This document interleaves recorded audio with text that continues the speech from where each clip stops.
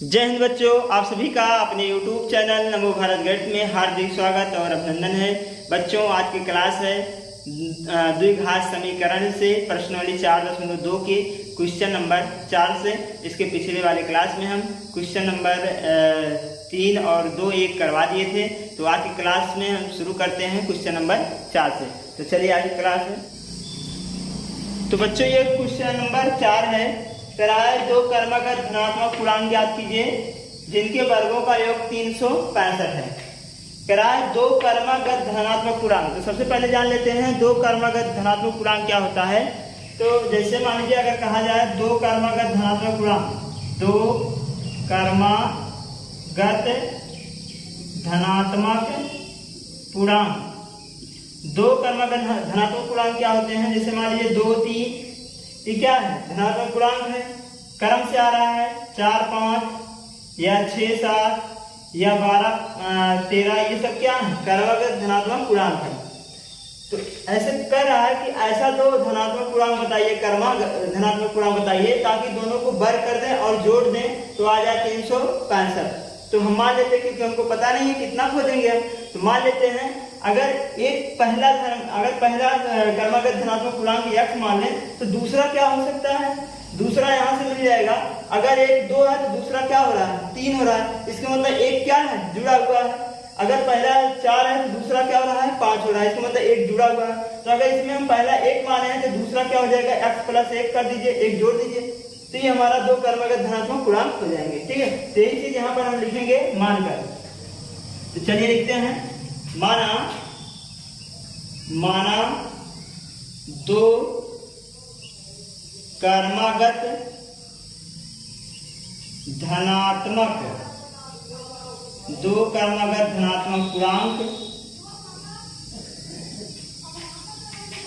x + 1 है।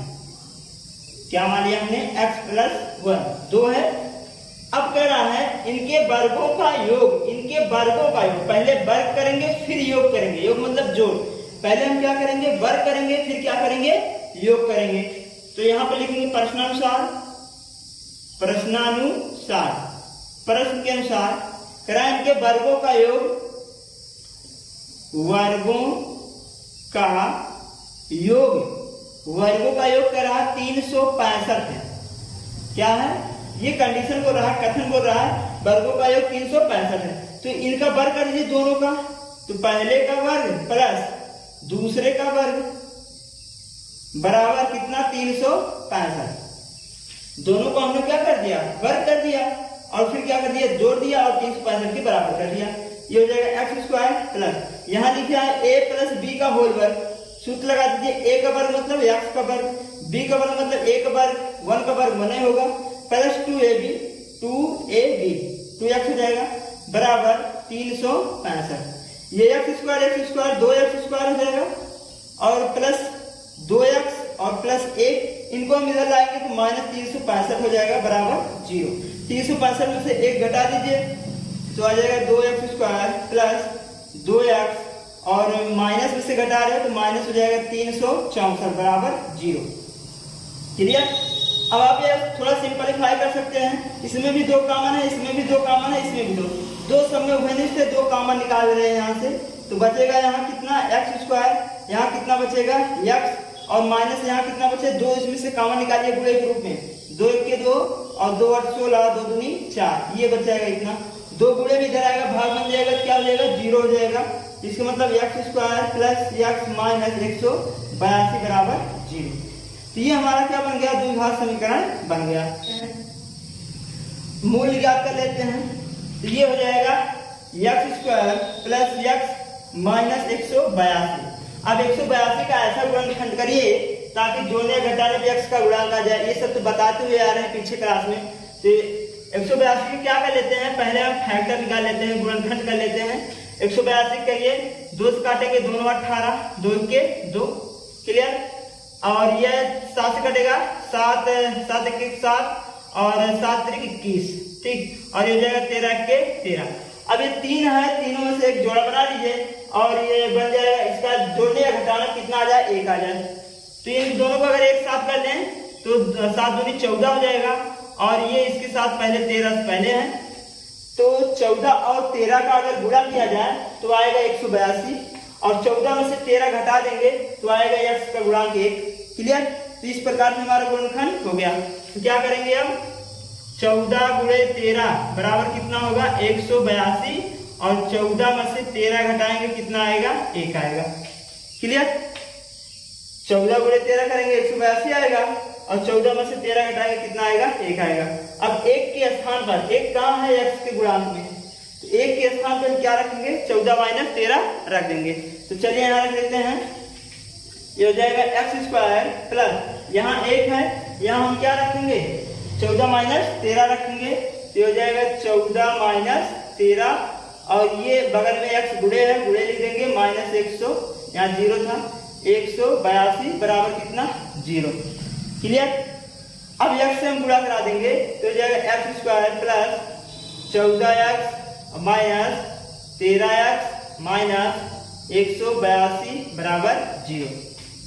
दो का जोड़ा बना लीजिए, ये देखिए 2 इसके साथ हो गया, 2 इसके साथ, इसमें x कॉमन दिख रहा होगा, x कॉमन निकालेंगे तो x प्लस 14 हो जाएगा, और यहाँ देखते हैं 13 कॉमन निकाल लेते हैं, माइनस में 13 अगर कॉमन निकाला जाए तो यहाँ x बचेगा, और यहाँ कितना बचेगा 182 में क्या क्या है 14 है और 13 है, तो 182 में 14 और 13 तो निकल गया, बचा कितना 14, तो यहाँ कितना बचा 14 बचा बराबर कितना 0।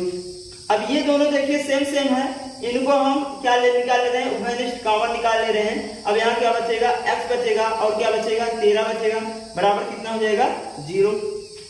इस प्रकार से ये हमारा गुणनखंड हो गया। अगर हम मूल निकालें, अब अगर यहाँ से मूल निकालें तो x का 2 मान आएगा, एक तो x प्लस 14 बराबर 0 कर लेते हैं, और दूसरा x माइनस 13 बराबर 0 कर लेते हैं। तो ये हो जाएगा x बराबर, ये उधर जाएगा, तो अगर ये उधर जाएगा तो माइनस का 14 हो जाएगा, ठीक है। अगर ये वाला उधर जाएगा तो प्लस का 14 हो जाएगा, 13 हो जाएगा, प्लस का 13 हो जाएगा। तो दो हमारे मूल आए हैं, एक तो 14 आया माइनस में, और एक तो आया है 13 प्लस में, ठीक है। तो 2 संख्याएं हो सकते हैं, कौन कौन, यहाँ से अगर x की वैल्यू रखा जाए तो हमारा ये हो जाएगा कि कौन सा 13 हो जाएगा, क्योंकि हमेशा प्लस वाला लिया जाएगा। तो ये हमारा x वाला x बराबर 13 क्या हो जाएगा, सही आंसर होगा। तब जो माने थे, क्या माने थे, 2 क्रमागत पूर्णांक संख्या, 2 क्रमागत पूर्णांक संख्या, यहाँ देखा बोला धनात्मक है तो ये ऋणात्मक है, इसको छोड़ देंगे, लेकिन कौन सा प्लस वाला। तो एक तो x हो जाएगा, ठीक, एक तो x कितना आया 13 आया है, दूसरा कितना आया है 13 प्लस 1, तो इस प्रकार से हमारा कितना हो जाएगा 13, 14। ये हमारा क्या हो जाएगा आंसर हो जाएगा, ठीक है। तो बच्चों इसको हम इस प्रकार से हल करेंगे। तो ये क्वेश्चन नंबर 4 था। अगला क्वेश्चन देखेंगे 5। तो बच्चों ये क्वेश्चन नंबर 5 है, कह रहा है एक समकोण त्रिभुज की ऊंचाई इसके आधार से 7 सेंटीमीटर कम है। जो ऊंचाई है आधार से 7 सेंटीमीटर कम है। यदि कर्ण 13 सेंटीमीटर का हो तो अन्य 2 भुजा ज्ञात कीजिए। 2 भुजा बचे हैं, कर्ण तो दे दिया है, 2 भुजा बचे उसको ज्ञात करनी है। तो प्रश्न के अनुसार जो कह रहा है उसको देखते हैं। कथन में कह रहा है एक समकोण त्रिभुज की ऊंचाई उसके आधार से 7 सेंटीमीटर कम है। समकोण त्रिभुज अगर एक हम बना लें तो ये हमारा समकोण त्रिभुज कहलाता है। समकोण त्रिभुज यहाँ 90 अंश को बनता है और 90 के सामने का क्या कहलाता है, कर्ण कहलाता है। अब एक लंब एक आधार हो जाएगा। ये हमारा आधार मान लेते हैं, ये हमारा हो गया आधार और ये हमारा हो गया लंब, ठीक है। अब ये बोल रहा है कि जो ऊंचाई है, चाहे ये लंब कहिए चाहे ऊंचाई बोलिए, चाहे बोलिए क्या ऊंचाई, ठीक है, चाहे ऊंचाई बोलिए चाहे क्या बोलिए लंब बोलिए। अब प्रश्न के अनुसार ध्यान दीजिएगा, कह रहा है एक समकोण त्रिभुज की ऊंचाई, जो ऊंचाई है आधार से 7 सेंटीमीटर कम है। जो ऊंचाई है क्या है, ऊंचाई जो है आधार से, इससे आधार से 7 सेंटीमीटर कम है। ये कंडीशन है, ऊंचाई जो है आधार से 7 सेंटीमीटर क्या है कम है। तो ये हमारा हो गया। तो अगर यहाँ हम क्या मान लें, आधार को कुछ मान लें तो ऊंचाई कितना हो जाएगा x माइनस 7। अगर हम मान लें ऊंचाई, अगर हम मान लें कि ऊंचाई जो है x सेंटीमीटर है, तो हमारा x बराबर कितना हो जाए, आधार मान लेते हैं कि अगर हम मान लें आधार x है तो ऊंचाई कितना हो जाएगा, तो ऊंचाई कितना हो जाएगा, x माइनस 7 हो जाएगा कि नहीं। ठीक है, तो यही हमको यहाँ पर मानना है, जो कि इस प्रकार से। ठीक है, तो चलिए मानते हैं, माना समकोण त्रिभुज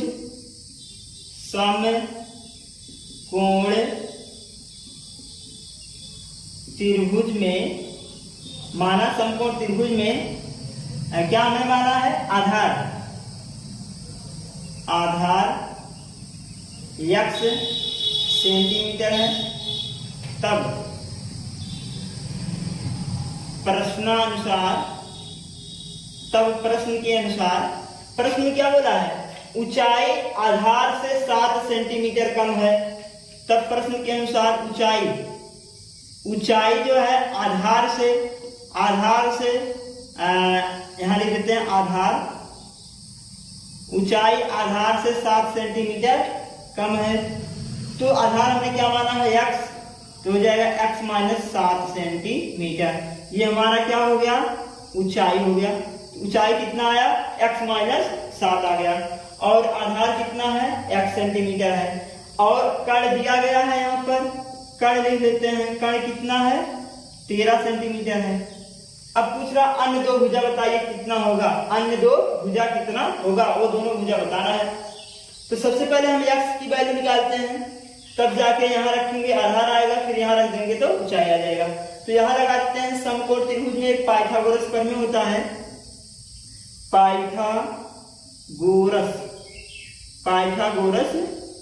प्रमेय, ये आपको पता होगा। पाइथागोरस प्रमेय कक्षा 9 से पढ़ते आ रहे हैं। पाइथागोरस प्रमेय क्या होता है कि सबसे बड़ी भुजा कण जो है उसका वर्ग बराबर होता है अन्य दो भुजाओं को वर्ग के योग के। ठीक है, तो यहाँ लिखेंगे पाइथागोरस प्रमेय से कण का वर्ग सबसे बड़ी भुजा वर्ग बराबर लंब का वर्ग प्लस आधार का वर्ग। लंब मतलब ऊंचाई का वर्ग प्लस आधार का वर्ग, ये होता है पाइथागोरस प्रमेय। तो कण कितना है, कण दिया गया है 13, तो 13 का वर्ग हो गया प्लस बराबर लंब कितना है, लंब हमारा यहां से निकाल लेते हैं, लंब दिया गया है, ऊंचाई ऊंचाई कितना है, x माइनस 7 है, इसका वर्ग कर दीजिए। आधार x माने हो तो x का वर्ग कर दीजिए। क्लियर, अभी हो जाएगा 13 तो नहीं 169, इसका होल वर्ग कर लीजिए, a माइनस b का होल वर्ग, a का वर्ग प्लस b का वर्ग मतलब 7 का वर्ग 49 हो जाएगा, और माइनस 2ab तो 7 दूनी 14x हो जाएगा। ठीक है, और प्लस x का स्क्वायर, अभी हो जाएगा 169 बराबर x स्क्वायर 2x स्क्वायर हो गया, और प्लस 49 हो गया, और माइनस 14x हो गया। इन सबको इधर ले आइए, जो 169 है इनको इधर भेज देते हैं, तो ये हो जाएगा 2x square plus 49 minus 14x, और ये इधर गया माइनस का 169 बन गया, बराबर कितना हो जाएगा यहाँ पर 0। अब यहाँ थोड़ा और सॉल्व कर लेते हैं, ये है 49, ये है 169, घटा देते हैं, तो ये आ जाएगा 2x square plus minus 14x minus 14x। 149 में से 49 घटा 169 में से 49 घटा देंगे तो 9 में से 9 गया 0, 6 में से 4 गया 2, और आया 1। यहाँ लगा देंगे क्या, माइनस से घटा रहे हैं तो माइनस का निशान। क्लियर, अब हम क्या देखते हैं कि यहाँ से सिर्फ दो समय कॉमन दिख रहा होगा, 2 इसमें भी है, 2 इसमें भी, 2 इसमें। थोड़ा सॉल्व आसान करने के लिए हम 2 यहाँ से कॉमन निकाल रहे हैं, तो बचेगा कितना x स्क्वायर, यहाँ कितना बचेगा 2, जब बाहर निकालेंगे 14 में से गुणे के रूप में 2 7 14, 7 बचेगा माइनस 7x।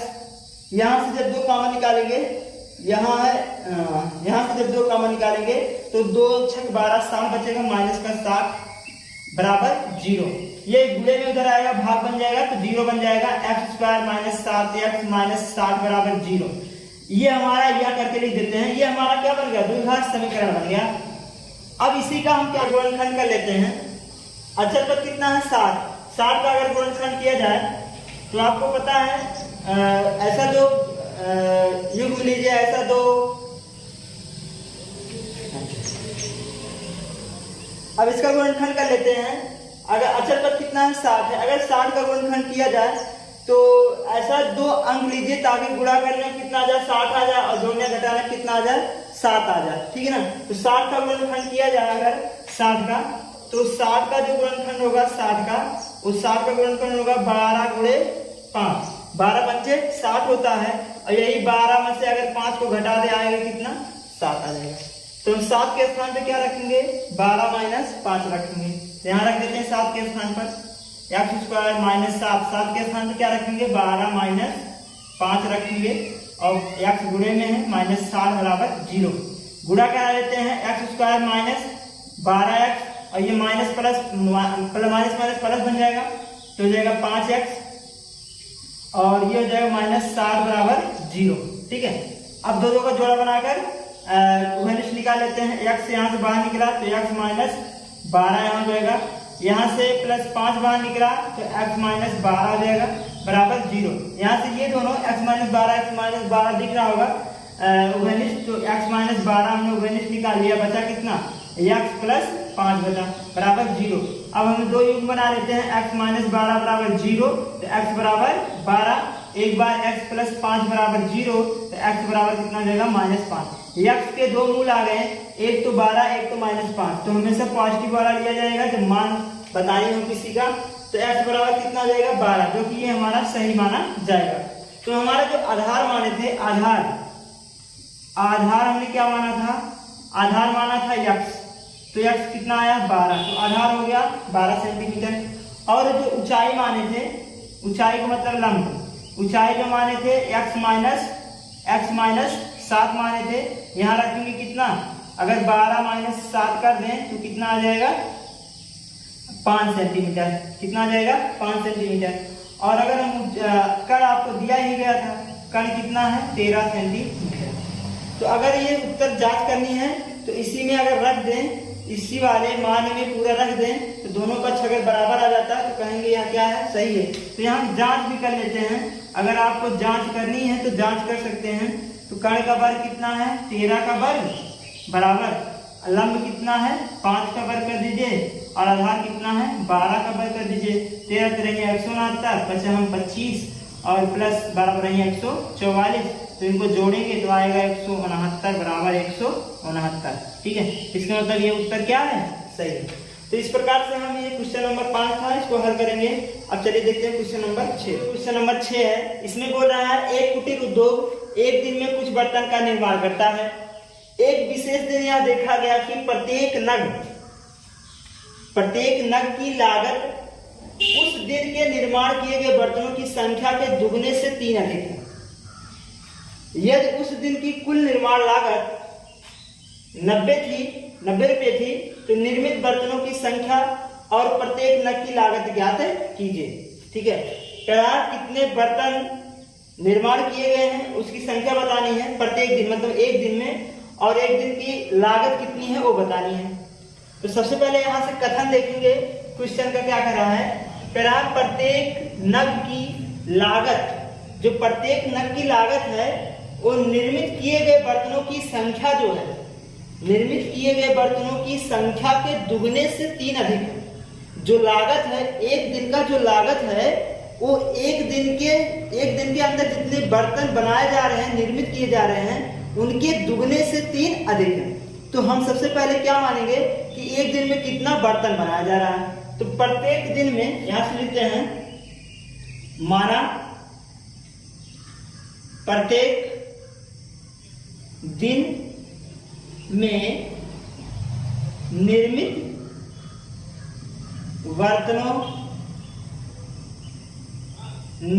बर्तनों की संख्या x है। हमने क्या मान लिया कि प्रत्येक दिन में निर्मित बर्तनों की संख्या कितना है x है। अगर एक दिन में x बर्तन तैयार किया जा रहा है तो उसकी लागत कितनी है, तो यहाँ लागत क्वेश्चन से देख लेते हैं। कह रहा है कि प्रत्येक नग की जो लागत है उस दिन के निर्माण किए गए बर्तनों की संख्या के, जितने बर्तन हैं उनकी संख्या के दुगने से, 2 से गुना कर देंगे और 3 अधिक 3 जोड़ देंगे। तो यहां से लिखेंगे प्रत्येक, तब लिखें, तब प्रश्न के अनुसार प्रत्येक दिन में निर्मित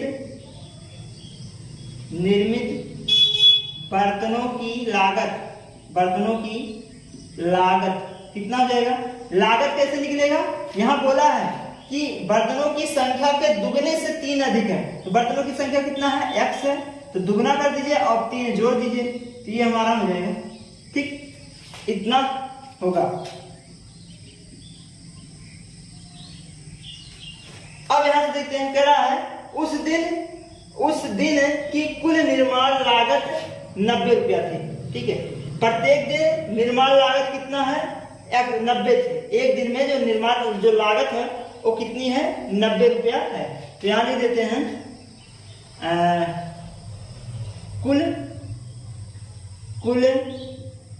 निर्माण लागत, निर्माण बर्तनों की लागत क्या रुपया है? 90 रुपया है। क्लियर? अब यहां देखिएगा, निर्माण बर्तनों की लागत, जो लागत हो कैसे निकलेगा? बर्तनों की संख्या, कितने बर्तन हैं और एक बर्तन के ऊपर कितना खर्च हो रहा है, दोनों को गुणा करने पे क्या मिलता है हमको? टोटल लागत मिल जाती है। तो कुल लागत के स्थान पर क्या लिखेंगे? प्रत्येक बर्तनों की संख्या गुणे लागत। प्रत्येक बर्तनों की संख्या, प्रत्येक दिन लिखेंगे आप, प्रत्येक दिन बर्तनों की संख्या, या लिख देते हैं प्रत्येक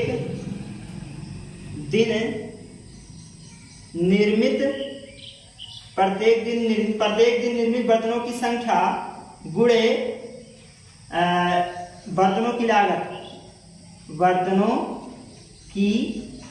लागत, तब कुल क्या मिलेगा हमको? 90 रुपया मिलेगा। और बर्तनों की संख्या क्या माने हो? x माने हो, और कुल लागत कितना है? 2x प्लस 3 बराबर 90 रुपया।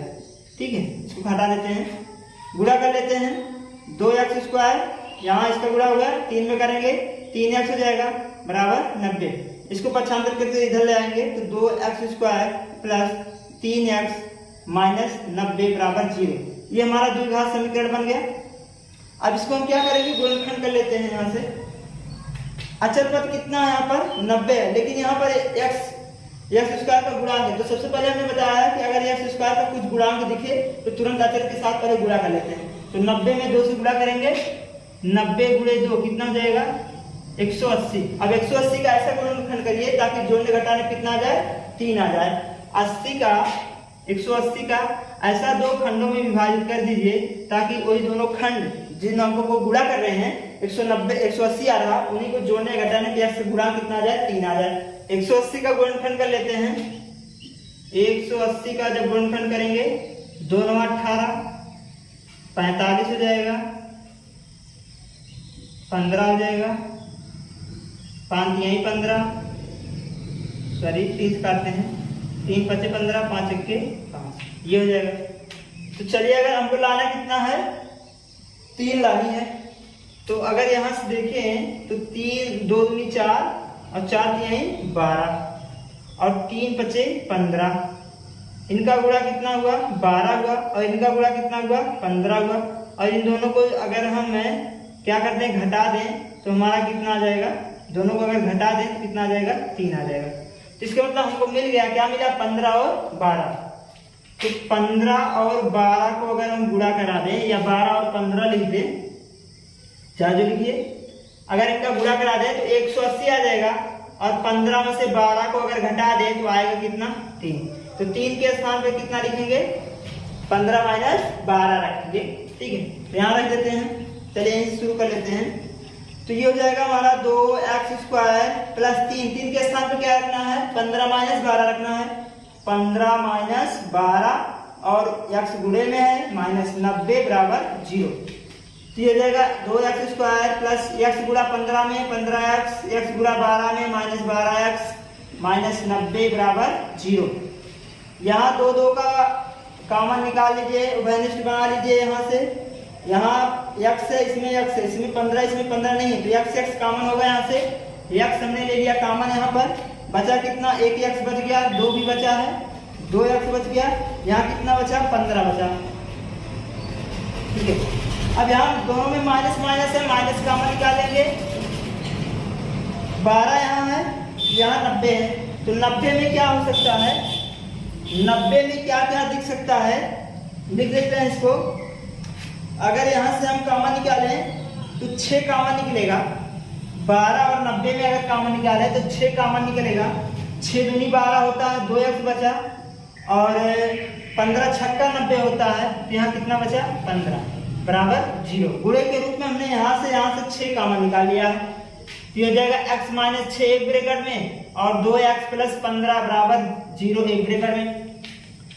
अब इसको अगर हल किया जाए तो x माइनस 6 बराबर 0, x बराबर 6 आ गया। अगर इसको हल करें तो 2x प्लस 15 बराबर 0, तो x बराबर माइनस 15 और x बराबर माइनस 15 बटे 2 हो जाएगा।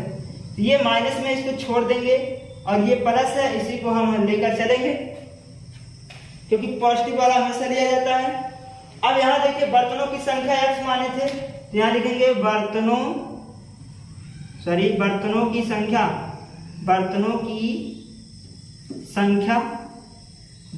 संख्या कितना हो जाएगा x वैल्यू कितना आया 6, ये बर्तनों की संख्या है। कुल लागत, तो यहाँ लिखेंगे लागत कितना माने थे 2x प्लस 3 माने थे, तो 2x मान 6 रखेंगे प्लस 3 कर देंगे, तो 6 दूनी 12 प्लस 3 बराबर कितना हो जाएगा 15 हो जाएगा।